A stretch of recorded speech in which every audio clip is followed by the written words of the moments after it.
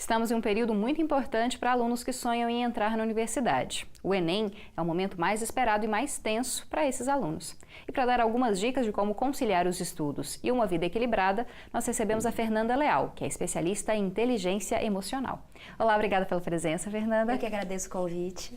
Para começar, queria que você falasse para a gente exatamente como encontrar esse equilíbrio.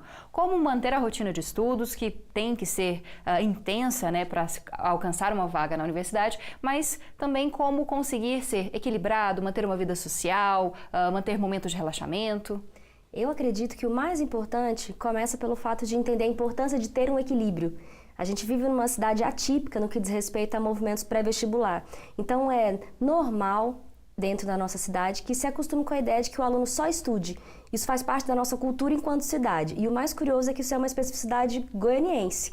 Não é uma realidade de outras grandes capitais do país. Então eu entendo que para se chegar nesse equilíbrio, a gente começa por esse ponto. Entender que ele é, primeiro, possível e, segundo, muito importante. E aí, é claro, para entender esse equilíbrio, a gente vai precisar de um bom planejamento para inserir dentro da rotina tanto o estudo, como você falou, que é fundamental, quanto as outras atividades voltadas para o bem-estar. Você disse que é uma realidade atípica. As escolas e os professores aqui, eles acabam não percebendo também que o aluno precisa de momentos de lazer, de tranquilidade? É tão uma realidade da nossa cultura que a ideia é: sempre foi assim e sempre funcionou, então por que agora, a partir de agora, vai deixar de funcionar? A questão mais importante é que se a gente fizer uma avaliação por um lado simplesmente científico, o nosso cérebro só atinge alta performance se a gente tiver como um todo esse cuidado, né? O nosso corpo, fisiologicamente, se a gente só estudar, a gente nem vai conseguir atingir o máximo de aprendizagem, porque a gente precisa do sono para aprender. Então, nem cientificamente não faz muito sentido, é muito mais um viés cultural de a ideia de que é o excesso de esforço que vai validar esse sucesso. A gente precisa de poucas justificativas científicas para quebrar esse paradigma e entender que o estudante precisa estar saudável em primeiro lugar. E como manter essa saúde, a saúde mental principalmente, né? Como organizar estudos, lazer? Primeiro ponto é entender que horas de estudo é diferente de rendimento e produtividade. Um estudante de São Paulo, por exemplo, estuda em média de 5 a 6 horas por dia. Isso por quê? Porque a prova dura em média 5 horas e meia. Então esse é o tempo que ele precisa de ter altíssimo rendimento. Um estudante das grandes escolas de Goiânia estuda uma média de 8, 9 até 10 horas por dia. Não preciso nem dizer que alguém que faça 6 aulas de manhã e estude de 8 a 9, 10 horas por dia, realmente não vai ter tempo para ter uma vida equilibrada. Primeiro ponto, então, é reduzir essa carga horária e fazer com que ela renda. Porque dificilmente quem fica 8 horas sentado estudando consegue render essas 8 horas. Então, se a gente primeiro foca em produtividade e não em tempo, já é uma grande questão. Em algumas medidas, o estudante prefere ficar essas 8 horas porque ele entende, ele já internalizou que é isso que vai garantir a aprovação. Uhum.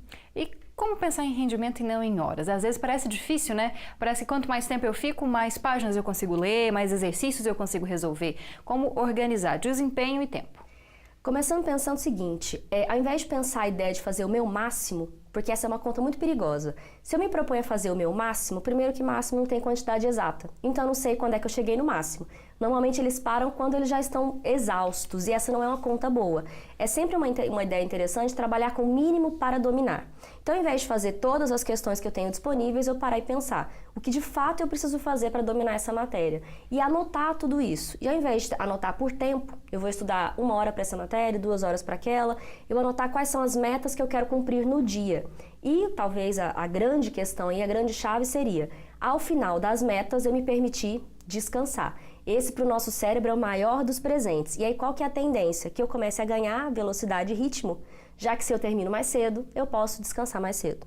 Para finalizar, isso vale para qualquer curso, tanto para cursos que exigem menos questões acertadas no Enem, quanto, por exemplo, para cursos muito concorridos, quanto medicina, engenharia? No caso dos cursos mais concorridos, esse estudante vai precisar de uma dedicação maior. E como é que ele vai validar se o estudo está funcionando? É fazer os simulados com muita atenção, fazer as avaliações e entender se ele está no caminho certo ou não. Mas lembrando que a gente tem uma vida curta se a gente não tem vida equilibrada. Então eu até aguento alguns meses estudando muitas horas sem descanso.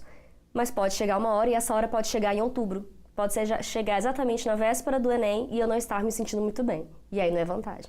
Certo. Muito obrigada, Fernanda, pela presença. Eu que agradeço.